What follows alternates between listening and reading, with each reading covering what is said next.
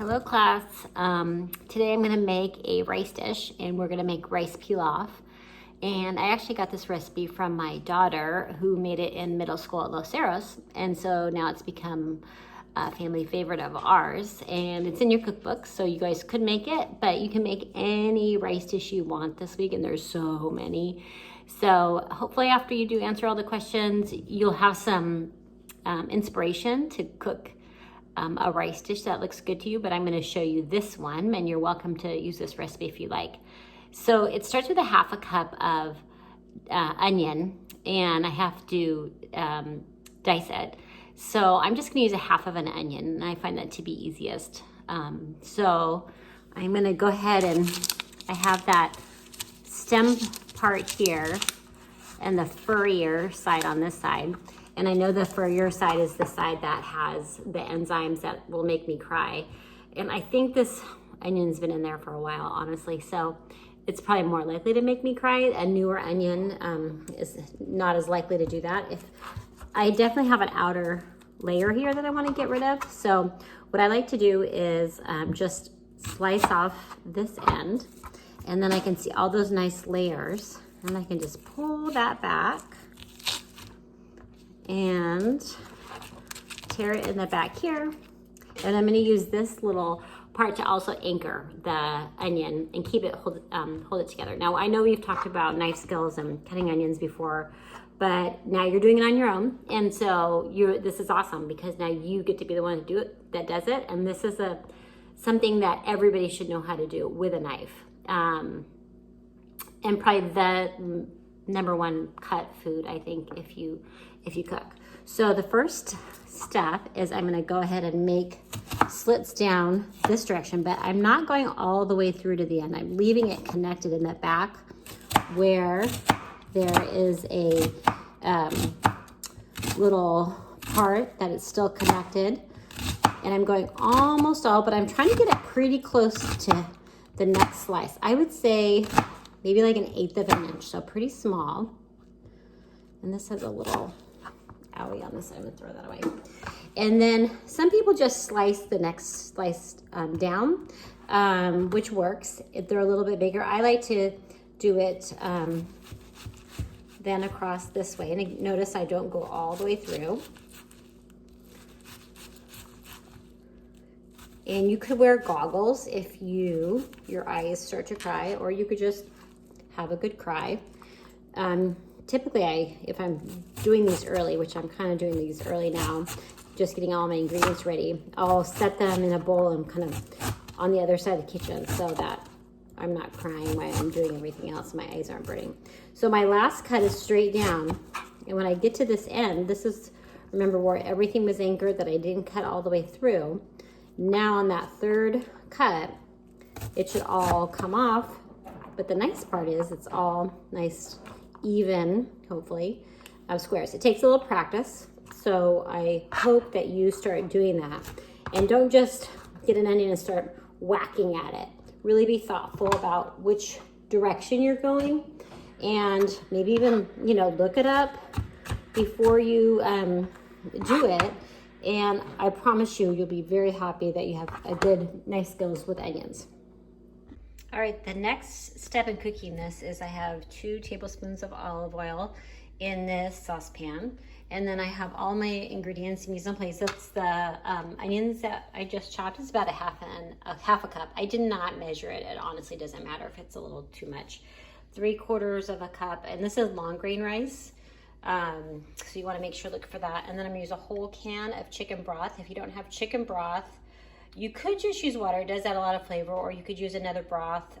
Sometimes I'll even have bouillon cubes and just dissolve those in water. And it's about a cup and, it is a cup and a half that's in a can. So you can make a cup and a half of that. And then a 1/4 teaspoon of salt, a 1/4 teaspoon of Italian seasoning. And then this is a 1/4 teaspoon. The recipe called for craisins or cranberries, but I didn't have enough. So I'm gonna put some golden raisins in there, which are pretty similar. So my first step is going to be to add these onions. And you want to make sure, I had the oil hot before I did that, and maybe like about a minute, but you have to be really careful not to heat oil and then walk away, because that's an easy way to catch your house on fire. So just know, anytime you're using the stove, you're not going to walk away no matter what, even if somebody rings the doorbell or you feel like you have to answer the phone. And then this is nice tall size, so you might want to practice just kind of getting everything evenly on the bottom of the pan. So how I do that is I just give it a little shake and see how it kind of flattens out, and that way there's more onion touching the cooking surface. I'm going to cook these I think it's about a minute or two. I'm going to add my rice. All right, now the rice is starting to toast, and I put that in there, coated it with oil by stirring it, and then gave it a little shake. It's been there about 2 minutes. And then I'm going to add my broth. And what I want to just tell you is that if you buy it in a can, it's really important that you wash that can off before you open it and pour it out, because you don't know where that can has been. It was manufactured somewhere, then it went to a factory and got filled, so it's been all over. So it's probably very dirty. So anytime I'm using canned foods, I try to wash the can before I open it, just so that whatever's on the outside doesn't get into what I'm cooking. And to that, I'm going to add my raisins, and I'm going to add my salt and my Italian seasonings.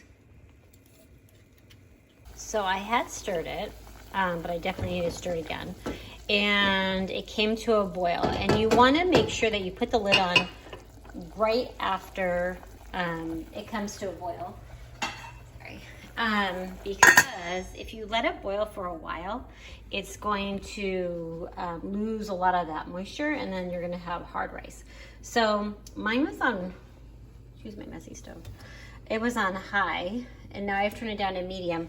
I'm just going to wait here. I'm not going to even walk away, and I can hear it boiling in there, and I don't want it to continue to boil. I want to get to a simmer. So I'm just going to gradually turn this down. So what I want to do is get it to the lowest heat I can, but still hear a little bubble in there. And I just know, because I know my stovetop, I actually have a smaller burner in the back, and so I'm going to move it to the back burner because I can get even a lower flame and make sure that's on tight. And now I'm going to put my timer on for 15 minutes. All right, while that rice is steaming, I'm going to go ahead and toast some almonds. So I keep my almonds in the freezer, because I keep all the nuts in the freezer because they have fat in them and they will go rancid if you just leave them in the cupboard if you're not going to eat them fast. And usually we don't eat them super fast. Some we do, but these we don't. So anyway, keep the bag in the freezer, so it's nice because I always have them and they don't go bad. And I'm just heating some oil, and I can kind of tell that it's hot just by putting my hand over the top. I'm obviously not going to touch it, but I can feel that that's a bit hot. And then just like we did with our rice and our onions, we're going to stir this, and we want them all to be shiny. What I didn't give you an amount to toast your almonds in, because I think it's something you just kind of have to get used to. But I would say it's probably a tablespoon. And let's say I stirred this up and there was a bunch that were dry, I could just add a little bit more oil. And I'm using vegetable oil here, but you could use lots of different types of oil. I just tend to use vegetable because it doesn't burn as fast as olive oil or some other types of oil. So I'm going to look for color, and then as soon as these start to turn, I'm going to be careful because they just turn black super fast. So I'm going to be also ready, so that how am I going to pull them off really fast and get them off that heat so they don't burn? I'm going to have a paper towel ready to dump them onto. You can also toast almonds or nuts in the oven. You could just put them without the oil and put them on a cookie sheet and let them put them on a high heat and put them in for a few minutes, and just keep looking at them and looking for that brown color. These almonds are going to go on the rice. Sometimes I serve them on the side because some people don't like them in the rice, so it's up to you, but technically I usually would put them in right before I'm going to serve it, because I don't want them to get soggy if I stir them into, if the rice is done way before dinner's ready. Okay, it's been 15 minutes, so I'm gonna go ahead and turn that off. And it was really important I did not lift this lid during those 15 minutes because how the rice is cooking is with steam. Now watch how I pull this off. I'm gonna open it from the back. See how that steam escapes? If you open it like this towards you, then you're gonna get hit with all of that steam. So you always wanna open it towards the back. And then I was always taught to fluff my rice because rice is very starchy. And if you just stir and stir and stir and stir, it's gonna kind of end up very mushy. So if you want them to be separated, you wanna use a fork and kind of just fluff it up. It doesn't need to be done a lot. And then I always like to taste it to see if the grain is soft enough. If I cooked it too long, it'd be mushy. These don't look mushy, but it seems good. And then so that's all. It's yummy. I got a little crazy in there. The last step I'm gonna do is but I'm not gonna do it yet because I'm not ready to eat. I'm gonna put these toasted nuts on, toss them with that rice.